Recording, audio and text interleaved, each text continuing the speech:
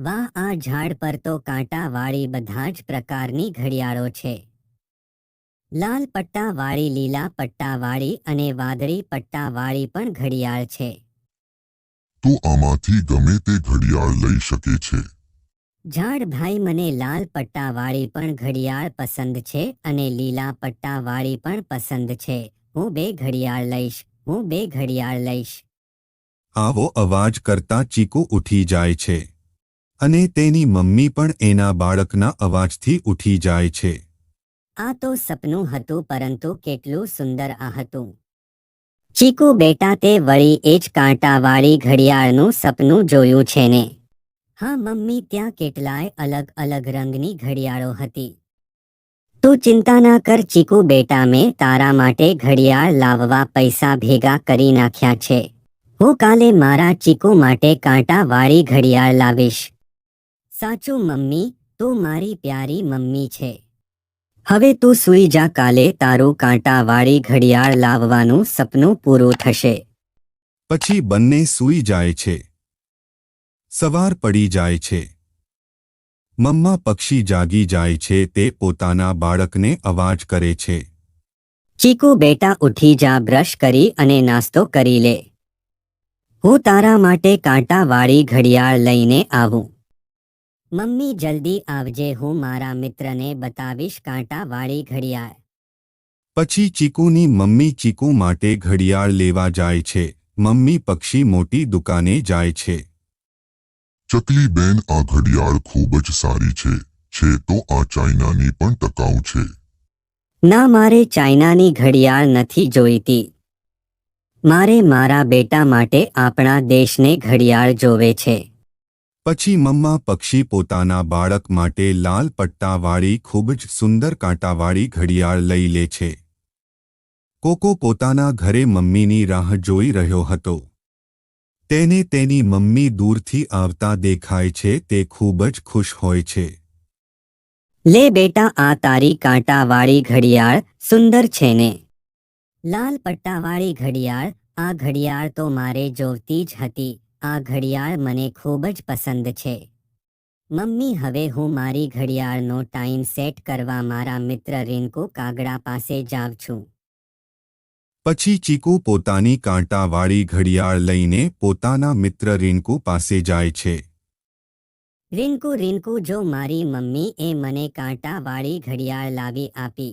વાહ, આ ઘડિયાળ તો ખૂબ જ સુંદર છે અને મારી ઘડિયાળ કરતાં મોટી પણ છે. હા રિંકુ, આ ઘડિયાળ તો ખૂબ જ સુંદર છે. જરા મારી ઘડિયાળનો ટાઈમ સેટ કરી દેજે. હા, ચાલ પહાડ પર જઈએ. ત્યાં આથમતા સૂરજને જોઈને ટાઈમ સેટ કરી દઈશું. પછી રિંકુ ચીકુને લઈને દૂર પહાડો પર જાય છે. રિંકુ કાગડાને ચીકુની કાંટાવાળી ઘડિયાળ ખૂબ જ પસંદ આવી હોય છે. તે કંઈક કરીને ચીકુની કાંટાવાળી ઘડિયાળ લઈ લેવા માંગતો હતો. તે પહાડ ઉપર પહોંચી જાય છે. લાવ, આપ તારી કાંટાવાળી ઘડિયાળ, તેનો ટાઈમ સેટ કરી દઉં. ચીકુ તેની ઘડિયાળ રિંકુને આપી દે છે. ચીકુ ટાઈમ સેટ કરવા માટે ઘડિયાળનું બટન દબાવવા એક કાંટાની જરૂર પડશે. જ્યાં તું સામેવાળા ઝાડ પરથી એક નાનકડો કાંટો લઈને આ. ચીકુ કાંટો લેવા જાય છે. રિંકુ ચીકુ ઘડિયાળ પાસેના ઝાડ પાસે જાડીઓમાં છુપાવી દે છે. જ્યારે ચીકુ પાછો આવે છે ત્યારે રિંકુ રડવાનું નાટક કરે છે અને ચીકુને કહે છે, ચીકુ, ચીકુ, તારી ઘડિયાળ નીચે જાડીઓમાં પડી ગઈ છે. મને હવે નથી મળી રહી. તું જૂઠું બોલી રહ્યો છે. તું તારી ઘડિયાળ લેવા માંગે છે. તું મારી ઘડિયાળ પાછી આપ. સાચું, મારી મમ્મીની કસમ, તારી ઘડિયાળ આ ઝાડીઓમાં પડી ગઈ છે. હું જૂઠું બોલતો હોઉં તો મારી મમ્મીની કસમ. તું તારી મમ્મીની કસમ ખાય છે તો તું સાચો હશે.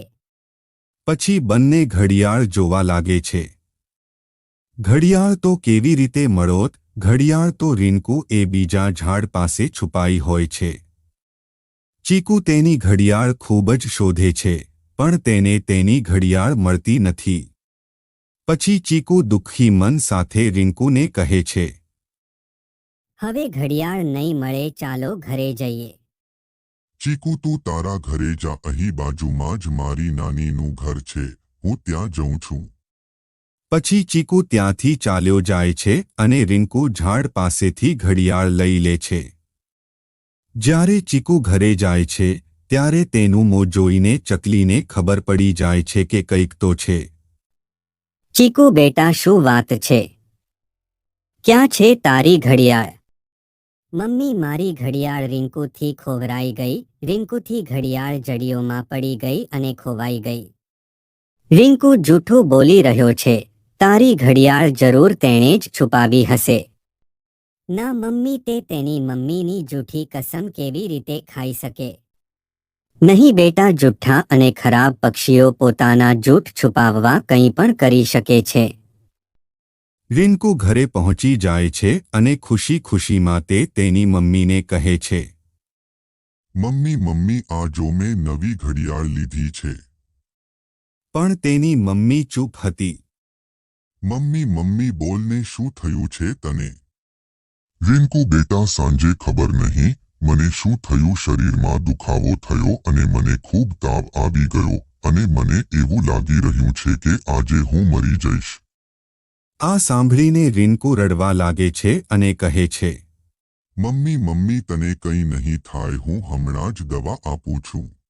ના બેટા, હવે કંઈ નહીં થઈ શકે મારું, તું જા અને તારી નાનીને બોલાવી લાવ, મારો શ્વાસ રોકાઈ રહ્યો છે. પછી રીંકુને તેના જુઠ્ઠા સોગન યાદ આવે છે. નહીં નહીં મમ્મી, તને કશું જ નહીં થાય, આ બધું મારા કારણે જ થયું છે. આ ઘડિયાળ હમણાં હું ચીકુને આપી દઉં, જોઈ લેજો, તમે ઠીક થઈ જશો.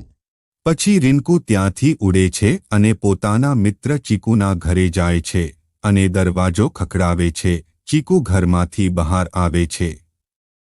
ચીકુ ચીકુ, લે તારી ઘડિયાળ. મેં જૂઠું બોલ્યું હતું અને મેં મારી મમ્મીની જૂઠી કસમો પણ ખાધી હતી. પ્લીઝ ચીકુ, તું મને માફ કરી દે. જો તું મને માફ કરી દેશે તો કદાચ મારી મમ્મી ઠીક થઈ જશે. અને પછી તે રડવા લાગે છે. ચીકુની મમ્મી પણ આ વાતો સાંભળી બહાર આવે છે. રીંકુ બેટા, નાનકડી વસ્તુ માટે મમ્મીને પૂછી કસમ ના ખાવી જોઈએ. વસ્તુઓ તો આવી જાય છે અને જતી પણ રહે છે, પણ મમ્મી પાછી મળતી નથી. ચીકુ બેટા, તું તારા મિત્રને માફ કરી દે. હા મિત્ર, મેં તને માફ કરી દીધો. ચાલ, હું તારી સાથે આવું અને આપણે તારી મમ્મીને દવા આપવી. મમ્મી, તું મારી ઘડિયાળ ઘરમાં મૂકી દે.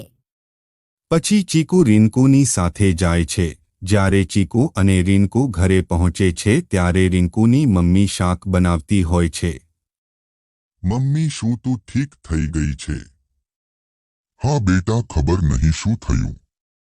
હું પહેલા માંદી પડી ગઈ અને થોડી વાર પહેલા ઠીક પણ થઈ ગઈ. પછી રીંકુ ચીકુને ગળે લગાવી લે છે. આજ પછી હું ક્યારે મારી મમ્મીની જૂઠી કસમ ખાઈશ નહીં. મારી મમ્મી સૌથી પ્યારી મમ્મી છે.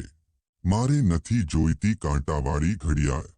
આમ રીંકુ જુઠ્ઠી કસમ ખાવાનું છોડી દે છે. મારા પ્રિય મિત્રો, આ વાર્તાને લાઈક કરો, પોતાના મિત્રો સાથે શેર કરો અને ચેનલને સબસ્ક્રાઇબ કરો. ધન્યવાદ. મળીએ નવા વિડીયોમાં.